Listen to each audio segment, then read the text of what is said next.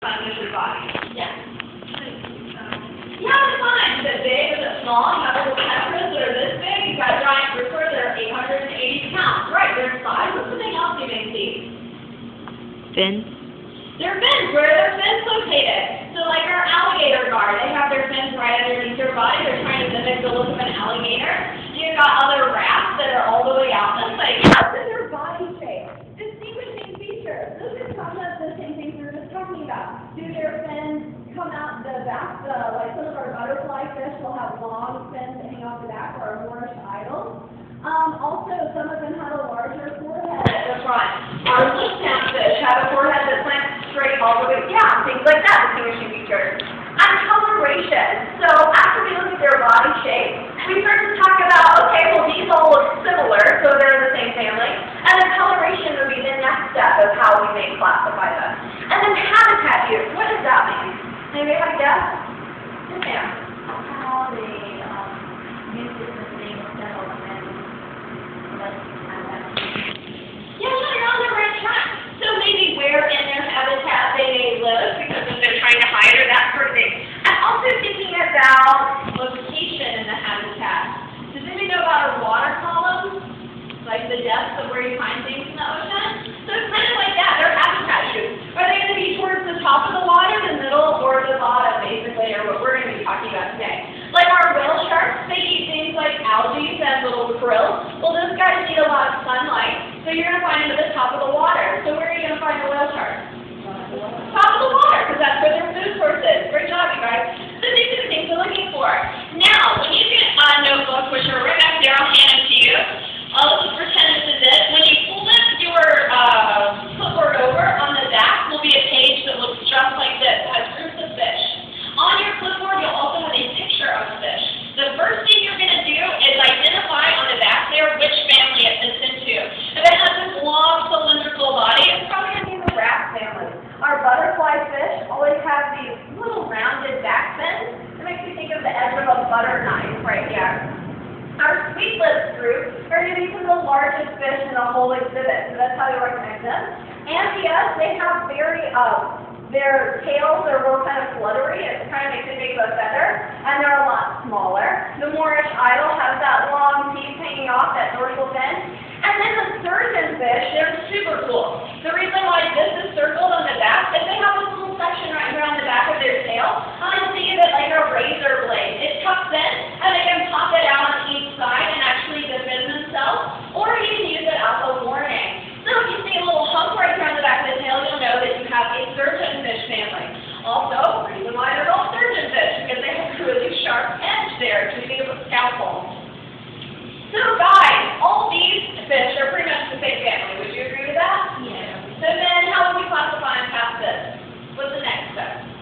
Coloration. Coloration, you're right. So, let's see if he'll do it. Yesterday he didn't know it worked with me. Nope, he's not going to do it. Well, there he goes.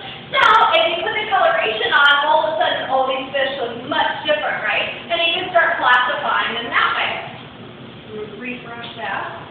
Okay, so this particular fish, let's go ahead and talk about him. Can you go ahead and tell me a defining characteristic about this fish? Yes, ma'am. It has stripes. Great job, yeah. And the thing I like to point out about its stripes, too, notice it goes all the way through its eye. So even its eye is in coloration with the rest of the stripes. It's kind of cool. Yes, ma'am. Yeah, I'm glad you mentioned that. We call this an eye spot. And the reason why, that's a way to help this animal survive. It's an adaptation we're talking about to help it survive. If another animal is coming to eat it, generally animals attack when you want to take the head off first. I know it sounds pretty ruthless, but it's because you don't want your meal to be fighting you, right? So this is the way that this animal protects this eye. The larger predator will be going after that, and then hopefully he can swim away, this portion can heal, and the rest of them can survive. So it's a survival technique. Great job. You didn't hear me earlier? Oh, the shape of the body. Yeah, his body shape, how it comes up this way, has a really high forehead here and that rounded back fin. It's a small Anything tail. else you notice about this fish? Tail small. Yeah, it has a little tail as compared to the rest of it. But what about this part? Pointy nose. Yeah, long, pointy nose. So awesome. We pointed out everything. We have the stripe, that eye spot on the back, and the long nose. Now, a lot of scientists don't get very creative fish. This guy is called a copper-banded butterfly fish. So copper band, he has the round back fin, it's in the family of butterfly fish. So that's how we came to classify that animal. Now, this would be an example. You're going to get your own fish, but let's say you have this one. So we're going to be looking at its body shape first and identify what family it's in. Which one would you guess it's in? What was that? Yeah, it was right. It's here to say. What was it? Wrasse. Yes, it's in the wrasse family. So it has that long cylindrical body just like that. It's going to be in our wrasse family. Now the next thing we want to look at, if we're looking at our exhibit this way, where are we seeing this fish? So you can actually make a mark, tally mark, and you see lots of them depending on which fish you have. You can just write 5 or plus, something like that. So you're going to see where they're at in their habitat. And then this is exactly what your sheet will look like. The first thing you're going to do, you're going to find what family they're in. Then you're going to talk about their face, their body, their fins, and anything else you notice about their body. And then you're going to make tally marks as to where in the exhibit they are. And then look at some behaviors of your fish. So we know what hiding is. Eating, resting. Schooling would be what? Group together, you're right. And aggressive behavior. Can somebody tell me an example of that? Yeah, fighting. Did you know that? Protecting. Yeah, protecting. You can notice a lot of times they'll take the back dorsal fin and throw it up like this, which is kind of a warning sign. They have their mouth open and chasing each other. So it's an aggressive behavior.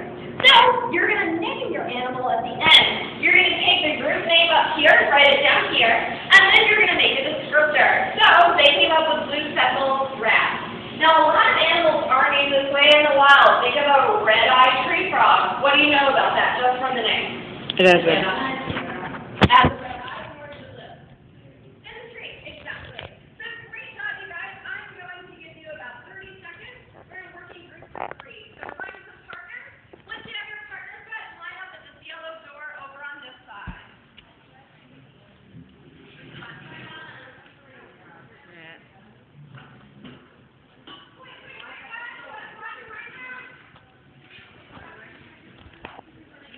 Hey guys.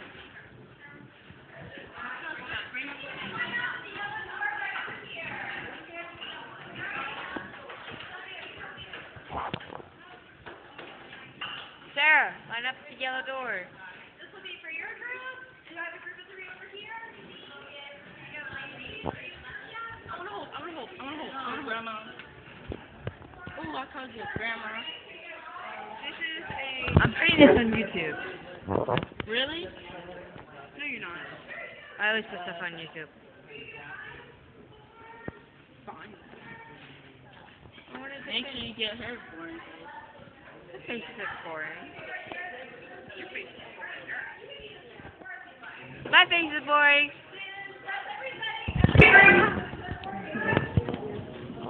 Okay, wait. My face is always boring. Mine? Mine. Imagine having to do this a lot. Like, yeah. Okay. You look so dark compared to the dark. Actually, not that dark. I'll be standing out 10 when we get down from there. Yes, but we'll just stay right together. I'm making shade for myself. Okay, guys, right this way.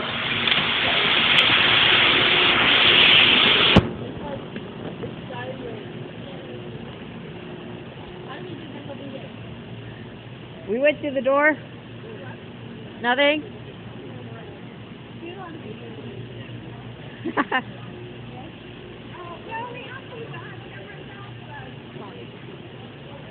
It's my phone, it's not a camera. Kind of. Oh.